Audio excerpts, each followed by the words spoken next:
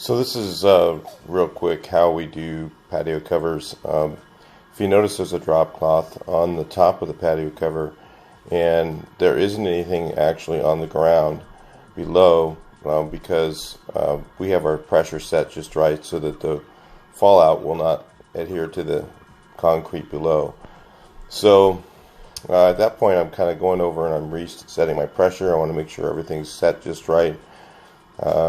Then I'm going over here now. I'm going to go ahead and start spraying upward at 2 angles. So I actually spray right at the corner on each side of the patio cover, at each side of each one of the pickets. And you'll see as I'm spraying that I'm going along all those pickets along the way. At this point, I'm kind of doing some of the edges. The fallout that's coming over the top is actually landing on the drop above it because I'm shooting at somewhat of an angle so that it won't hit the tile on the roof. And of course, there wasn't any paint on the tile or on the roof at all when I was done with the job. So if you're one of those guys that thinks that we get paint on tile and stuff like that, absolutely not. I don't have any paint or any dust or anything on the tile. So right here I'm actually going through and spraying those angles. Once we get done with this shooting all the angles one direction, and I go back and shoot the other side going the other direction.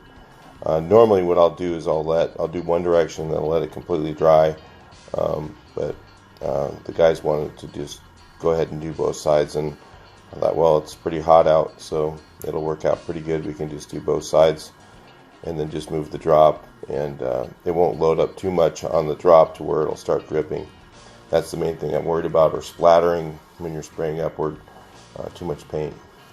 So after we're done doing all the lower portions shooting upward, what I'm doing after that is we'll go ahead and cover the underside of the patio cover and put we'll have used plastic, and what we'll do is we'll gather up multiple layers of plastic so that when we put staples through it, like I roll it up into like maybe 20 or 30 layers of plastic, so that when we shoot downward, basically the plastic is catching all the overspray like a diaper. That's what the guys like to call it. They say we were putting a diaper on it. So, but this way it eliminates a stage of some guys cover all the ground, everything all up, and it just seems to me like that's a kind of a waste. Nothing gets on the windows, nothing gets on the ground, nothing gets on anything other than where we put the paint. Because I'm very conscientious when I'm spraying about where my overspray is going, and that's the way. If you're going to be a good painter, that's really what you should be doing, is concentrating on where that overspray is going. You should be constantly, every time you pull the trigger, you should know right where the overspray is going to go, where it's going to land, where it possibly could go. Because that's something I calculate the entire day whenever I'm working. And that's why spraying is a lot more work than brushing and rolling. A lot of guys will say, oh yeah, hey man, you're doing the easy part, you're spraying, you know, I'm doing the hard part, doing brushing and rolling. That's really not true at all.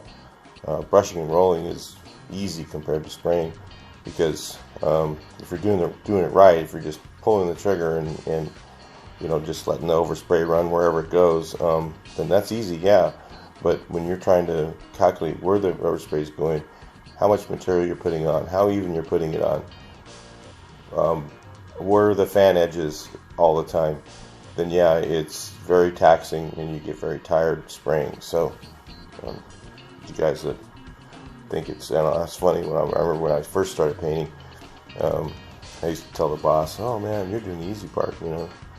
And then after a while I realized that the spray man was where the real work was, and that was the end of that.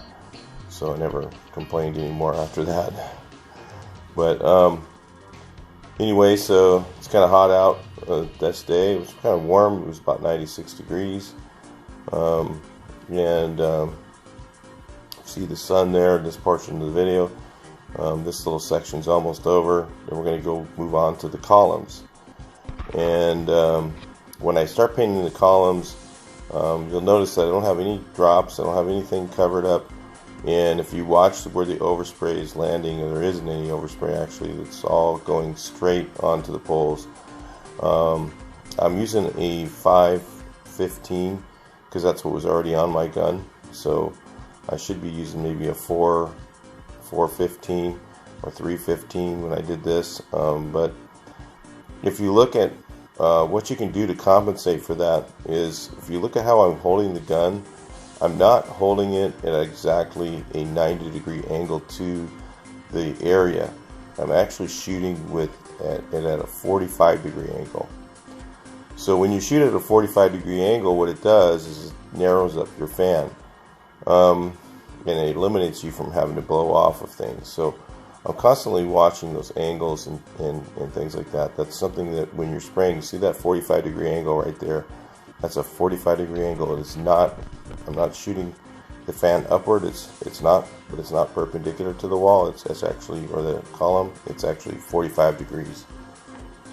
So when you see me do that when I'm spraying, that's when you know I'm watching corners. You never want to blow off of a corner. You never want to blow off of an edge. You never want to blow off of anything like that, because you cannot control where the overspray is going to go. So those are things that, again, I'm always watching that. When I paint these columns, you'll notice that there's no paint blowing off of the edges. Nothing. So, and when I have it, what's on the bottom is I have cardboard shields set up down below. And those are set up really tight to the column so that there's no way the overspray can blow down underneath. And then I'll spray that edge, those inner edges where there's the reveal, and then the outer edge I actually spray right on the corner at a 45-degree angle. And if you notice, the paint all lands on the column. It doesn't land on anything else. So that might help you guys understand the techniques that I'm using when I'm spraying and not getting any fallout. I'm even spraying the beams, the sides of the beams here up above. And I think I did the other one after we were already starting to mask off the lower portion, and we had drop cloths hanging there. If you see, we just used drop cloths on the very end versus using the plastic all the way, which usually I'll use plastic all the way because you do get quite a bit more fallout because it's falling downward, and I don't like to load up my drops too heavy. I mean, these are old drops we use just for patio covers. So you should always have some old drops you use for patio covers, and they're really nice. You know, they're cheap. You know, if you go to Harbor Freight Tools, if you're in the United States, Harbor Freight Tools has those patio covers, or those drops, really cheap, and you can buy that. What it's like, I forget what size it is. It's like 10 or 9 by 12 drop. Yeah, 9 by 12, and they're like, I think, $17. So, and you can reuse it like a whole bunch of times versus using plastic. You know, you're going to be constantly filling up dumpsters with plastic. You can maybe do like 20 or 30 patio covers with an old drop like that, but they do start getting really heavy after a while. But the actual, when there's a lot of paint on it, it actually works better because when you spray upward, it doesn't want to bounce up and fly up in the air or catch the wind or anything like that. So it does help. Alright, so everything's covered up down below. I'm just kind of showing you guys around some of the columns, finishing up there. I'm going to go up on the top, and I'm going to show a little demo of Travis going ahead and spraying downward a couple angles. So that's basically what we're doing on the bottom, is what we're doing on the top. Now you notice there's still cracks in this wood. These patio covers, you're not going to fill all that in. If you think you're going to fill all that in with paint, just don't bother. You know, if you look here, there's still some shadows in there. We didn't bury it. We're not trying to make this thing, you know, brand new. We're just trying to get it painted, make it look clean, neat. It's only going to last 4 or 5 years, and that's going to be it. You know, That's really all you're going to get out of a patio cover. If you feel like you should get more than that, then just put up aluminum or something like that. You know, these old wooden patio covers are really, really, you know, the amount of money you get for doing one, unless you're getting like $2,000, $3,000 for one of these patio covers, this is like a 20 by 14 or something like that. If you're getting that kind of money, then you're going to get, you know, then you could afford to maybe roll it.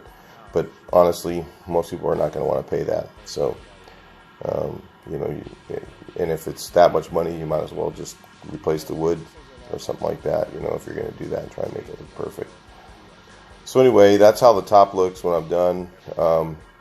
When we get all done, we're going to actually roll all the columns again. So if you look at the final of the house, after I walked everything, when I was done with the house, you'll notice that we actually went through and rolled all the columns and the rafters, one more coat, and the beam. That's what I always do. So don't think I just spray them and leave them. That's not cool. You got to put 2 coats on that raw wood. And that's about it for the patio cover. Talk to you guys in the next week.